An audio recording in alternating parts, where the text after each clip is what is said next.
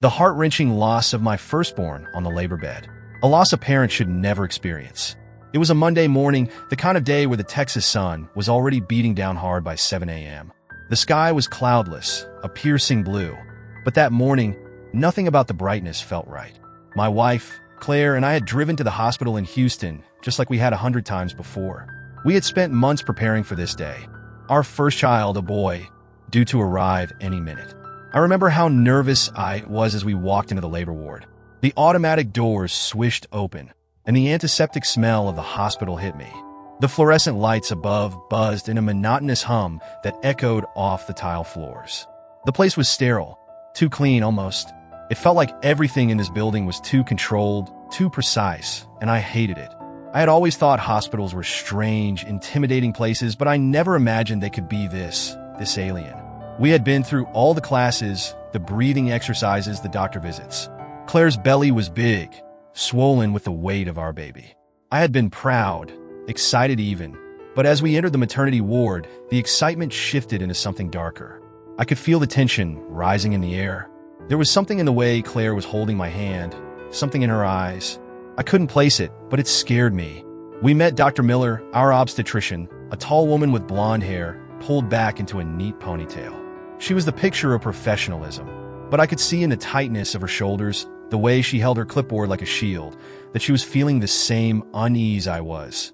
She was efficient, but there was a noticeable hesitation in her voice when she said, "Let's get you set up, Claire." Claire, meanwhile, was trying to smile, to keep calm. She was pale, her face a mix of excitement and fear.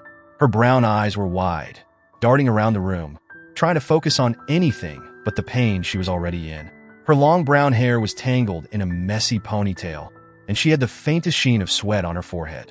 She kept squeezing my hand, like she was afraid I might slip away. Her grip was tight, like she needed me to hold on, not just for her, but for both of us. The room was filled with the faint hum of machines, beeping monitors, the sound of respirators, the rhythmic whoosh of the 4 drips. The bed was small, but everything around it was large and imposing. The walls, a sterile white, felt like they were closing in on us.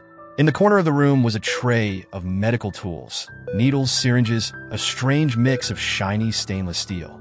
The air was heavy, filled with the sterile scent of cleaning products and the unmistakable weight of a day that would change everything.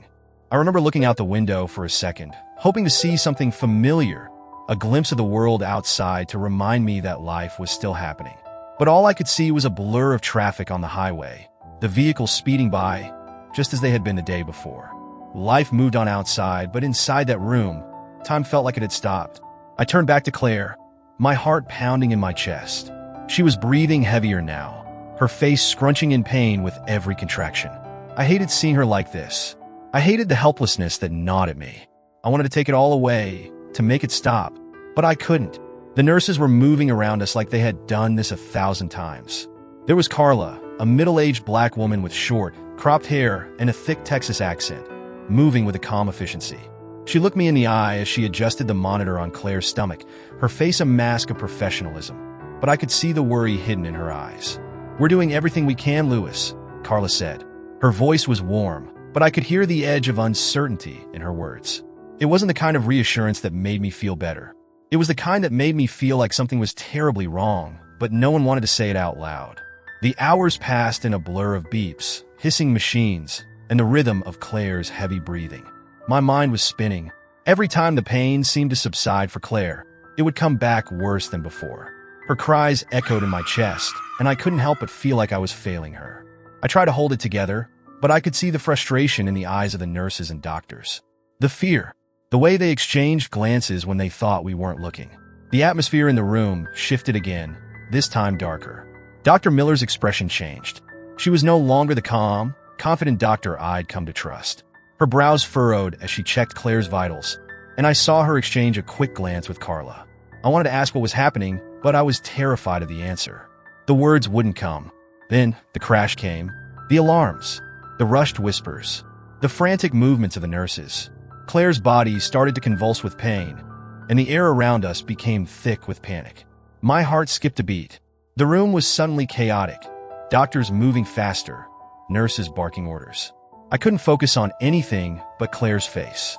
She was pale now, her eyes fluttering as the pain seemed to take over her body. Her breathing was shallow, and I could see the fear in her eyes. But the worst part wasn't the chaos in the room. It was the silence that followed. Dr. Miller stepped away from Claire, her face hard. She shook her head. That was when I knew. That was when my world came crashing down. "We've done everything we can," she said softly, her voice now strained with emotion. "I'm so sorry." I couldn't breathe. The air had been sucked out of the room. I stood frozen, numb, as Claire's sobs filled the air. I reached for her hand, my fingers trembling as I held her in that moment. But it wasn't enough. Nothing was enough. Our son, the baby we had dreamed of, was gone.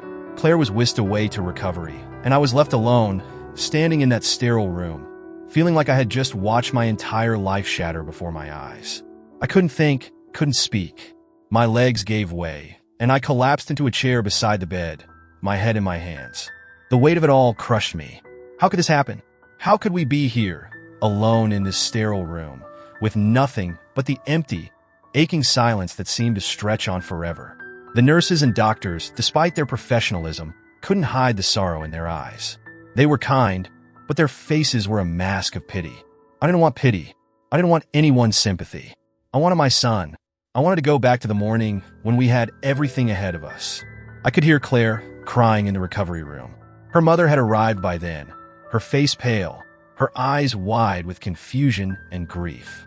Claire's family, her sisters, her aunts, came in one by one, their faces full of shock, disbelief. There were no words. What could anyone say? The day dragged on. The world outside the hospital kept moving. Cars rushing past, the sun sinking lower in the sky. But inside, time had stopped. In the end, nothing made sense. My son was gone, and I was left with a hole in my chest, an ache that would never go away.